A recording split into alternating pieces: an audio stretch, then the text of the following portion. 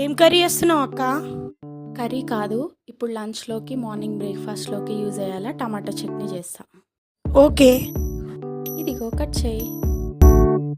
ఏం సందేహం లేదు, ఆ అందాల నవ్వే ఈ సందళ్ళు తెచ్చింది.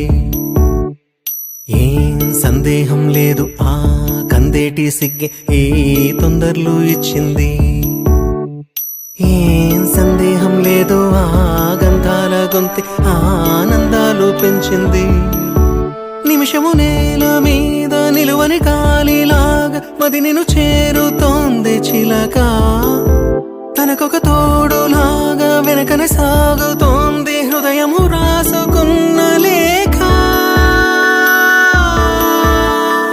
ఏం సందేహం లేదు, ఆ అందాల నవ్వే ఈ సందళ్ళు తెచ్చింది.